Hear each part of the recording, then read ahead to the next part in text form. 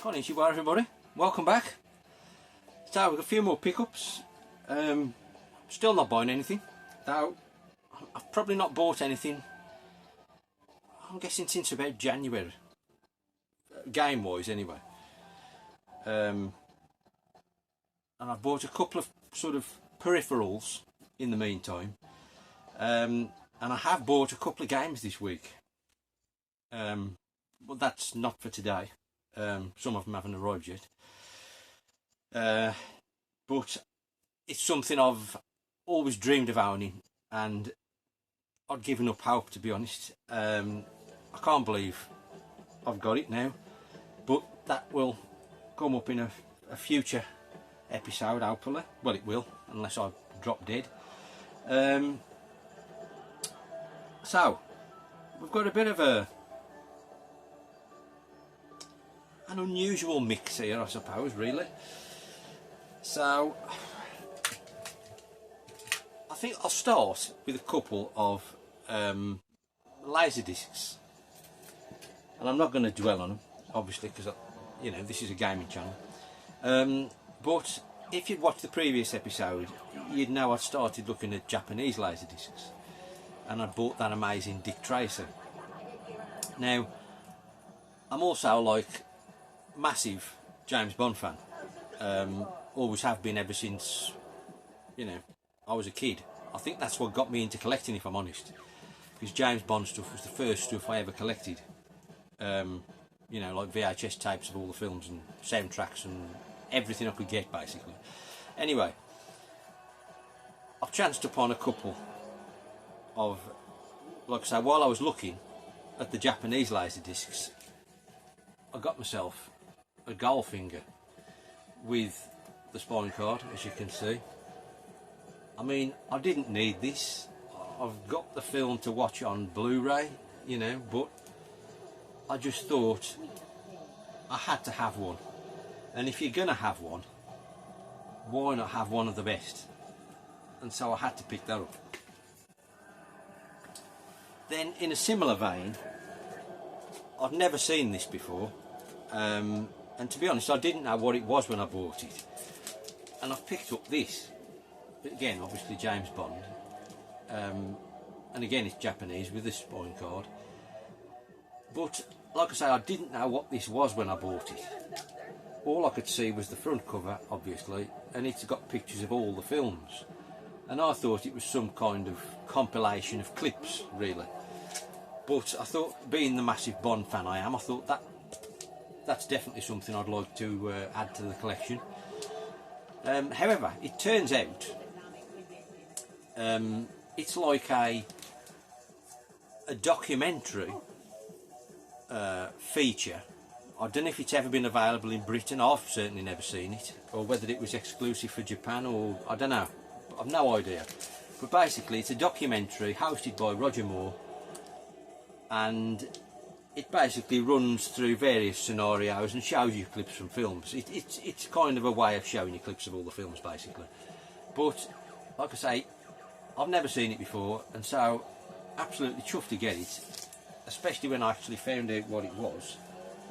And, you know, it was something of interest to me that wasn't just clips. You know, it was like I say, a documentary. Anyway, right, back to the game stuff. This is kind of it's game stuff, but there's not actually much games, if you like, in a way.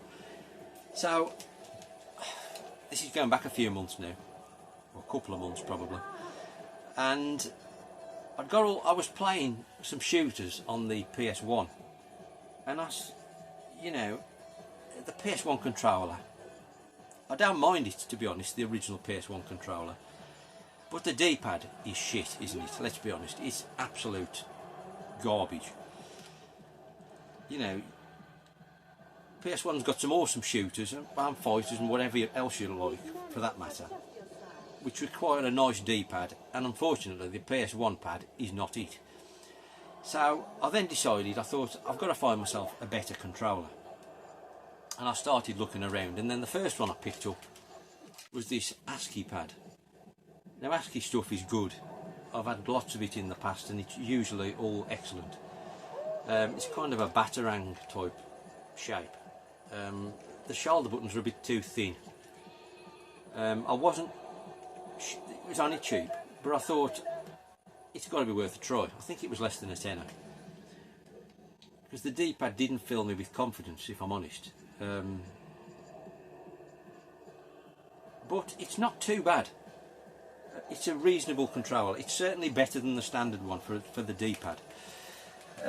However, then obviously I kept looking and others turned up, so I ended up buying 3 of them in the end. So I think the next one I bought was this one, which is a Hori pad, and again, Hori stuff is generally excellent. This is obviously much more like the original controller, but the arms are better shaped and they're slightly longer, I would say, so it feels better in the hand, and it's got a more traditional style D-pad. So I think this is probably better than that ASCII pad. Plus it's got, obviously you could see, you've got auto fire as well, which is real handy on shooters, because I haven't got the dexterity I used to have, and you know, it kills me to keep spamming the button. So auto fire is a godsend. And then not long after that I chanced upon this one, which I think this is also a Hori pad, but it's in the style of a Super Nintendo controller, which is, now this obviously is really good for fighters, so it's kind of got its own use, this one, really. But again, it's got a reasonable D-pad. By no means Saturn standard or even Mega Drive standard, but you know, it's reasonable. But obviously with the 6 face buttons, it is great for fighters, and it's got some chunky shoulder buttons rather than the 4 small ones on the ASCII pad. But I've never seen this before. I've no idea of its origin. I'm assuming it's probably a Japanese release. I've no idea. But it's just like a Super Nintendo pad. Unfortunately, the D-pad isn't as good as a Super Nintendo pad, but that said, it's better than the standard PS1 D-pad, you know. So overall, I didn't really need to buy 3, but it's just how it happened, you know. So I'll just use them as and when, whichever seems best for the job in hand. Right, and then carrying on with controllers. Actually, no, we'll have a rest. We'll do a game. First up, it's been on the TV all the time. I've picked up this Cell Damage Overdrive on the PS2. It's a game I've always been interested in, right from way back when it was released. I've just never got round to it, and I think it was Big Game Al who showed this 8 months and months ago. And that kind of reminded me that I've never got round to buying it, so I did, and it's a cheap game. I think it was less than a £5. Graphics, awesome. I mean, as you can tell, it's got cel shaded graphics. Why more games don't have cel shaded graphics is beyond me, because they don't age. They still look fantastic. Give me that over modern graphics any day of the week. Bright, colourful, vivid, they're amazing. It's not a bad game, to be honest. It's by no means brilliant, but it's alright. Kind of a kart racer, really, if you like. You can play a bit of combat as well, but it's a decent little kart racer. But the big selling point is the graphics. So I'm chuffed to have it after all these years.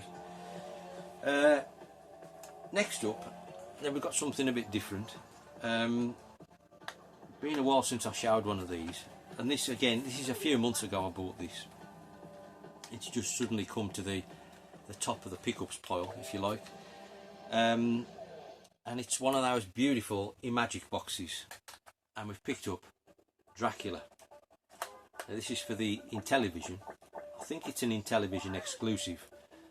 And the Intellivision Imagic boxes have got a blue stripe across, rather than the red Atari ones. and the, I think, yellow ColecoVision, is it? And then I think Video Pack's got black, is it, possibly? Anyway, don't matter. Dracula.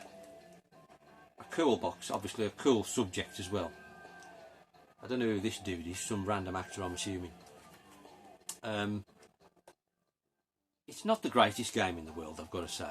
It's alright. It's hard to explain really, you don't do a lot. You're just waiting for nightfall basically, and you just fly around the streets. Sometimes as a bat, sometimes as Dracula. It's alright. It's an unusual curiosity, I would say, but it's certainly a cool box, and so I thought I needed to add this to the Imagic collection, and a nice one to have. It's not actually one of the cheaper games you can buy for the Intellivision, so I'm chuffed to have that. Right, then next up, this is a Switch game, very modern. Now this, I think it was Champion 2D Rob who pointed this out, possibly, or it was in one of the WhatsApp groups. I can't remember. It's been a while. I knew of it, you know, from whenever it came out, and then somebody, I think it was in one of the groups, somebody posted it was really cheap on some website. I can't think what it was. Anyway, Bomb Rush Cyberpunk. I think I got a feeling it was a tenner. I thought I've got to buy it for a tenner. Obviously, it's like a Jet Set Radio style game. Again, amazing cel shaded graphics. I love how Jet Set Radio looks. The game's not for me. I don't like skateboarding, rollerblading games in general, to be honest. They don't do anything for me, and I know that's what this is, but I thought for a tenner I've got to buy it. It's still sealed. I've not tried it, so I've no idea if it's any good, but I'm sure it's supposed to be decent, but I'm sure you've played it. The graphics look awesome, so like I say, I thought you've got to buy a Switch game for a tenner brand new. You know, it's a must.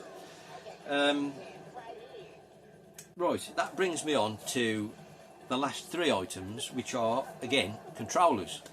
I know, like buses.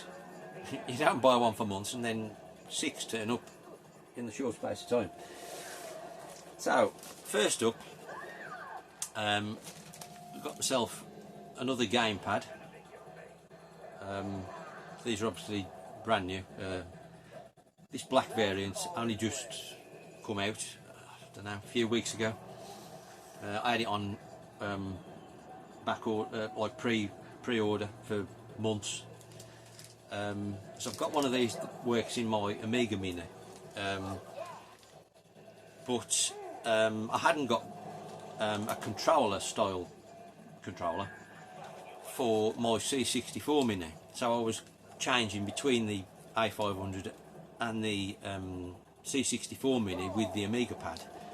I thought, too much hassle, so I needed to buy another one, but you couldn't buy at the time, I don't know if you can now, the Amiga ones were out of stock, but these were up for, like I say, pre-order, so I ordered one of these, and it's kind of good being a different colour as well. So I've got a black one on the C64 and the standard cream one with the Amiga. I don't think it's a bad controller, to be honest.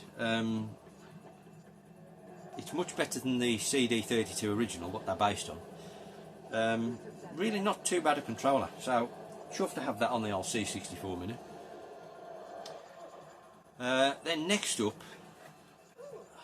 this was a few weeks ago now, and this is kind of a result of Tetley's influence, because he loves these and I've never had one personally, and then I came across this one. It was really cheap, so I thought, right, worth a try. Lee loves them, so they must be decent, because me and Lee seem to agree on quite a lot of things. So anyway, I've picked up a Bug. Obviously this is for like the original Spectrum, but I'm hoping I could use this on the 2600.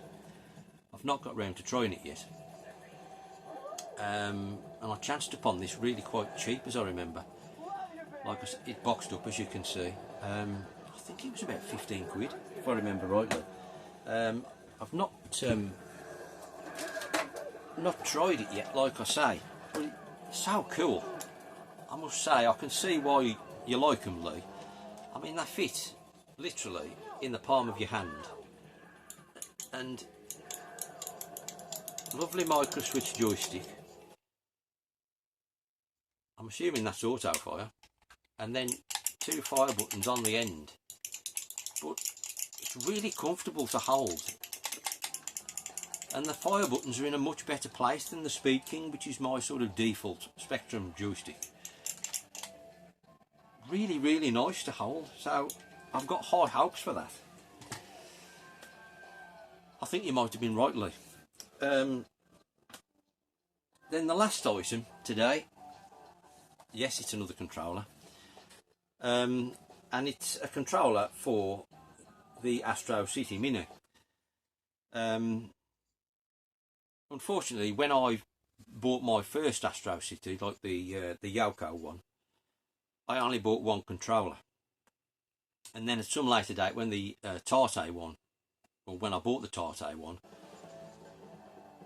you couldn't get these spare controllers for love nor money, and they're up to like 80 quid on eBay for like a standard controller, which was like 15-20 quid, like the retail price, and I couldn't bring myself to pay it. Anyway, months went by, because I was switching between the two consoles with one controller, and you plug them in around the back, it's a right faff. It was doing me head in.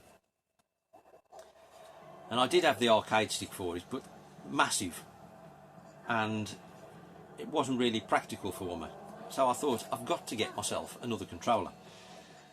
So I was going to pay, well, I was contemplating paying the 80 quid. And then I was looking on AliExpress, and I found some, and I thought, these have got to be copies. But I forget how much they were now, 35 quid or something they were. So they were like less than half price. I thought, even if they're copies, I'm going to take a punt on it being, you know, half decent, and save 45 quid on buying predominantly second-hand ones for 80 quid on eBay. So I took a chance.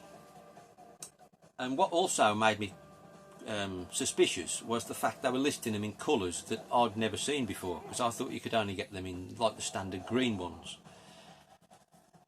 So I ordered one in pink, and then obviously it came.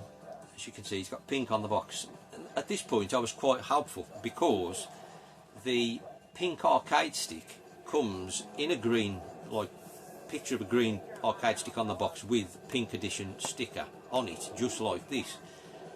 And then I opened it up, and to my amazement, I'm positive it's genuine. So I've now got, as you can see, a pink controller in the got it in the Tarte cab, and the original green one is in the Yoko cab. So awesome. And it helps, obviously. I know the pink one is the Tarte one and the green one is the Yoko one, but how awesome to have it in pink.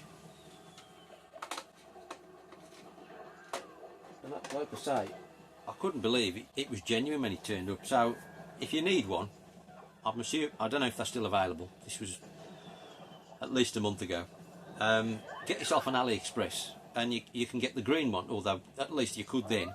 There were green ones, there were pink ones, and there's also a red one. So fill your boots if you need one. Don't pay 80 quid off eBay. And that'll do for today, I think. Let me know what you think. The comments are what it's all about. They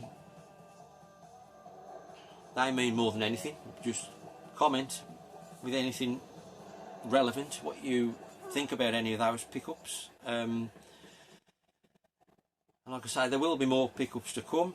Not much left on the list that I haven't shown so far, but like I say, I've bought a couple this week, and they are top drawer items for me. Anyway, I'm not saying they are for anybody else, but they are for me. But anyway, I hope you're all well. Thanks for watching, and see you soon, all being well. Sayonara.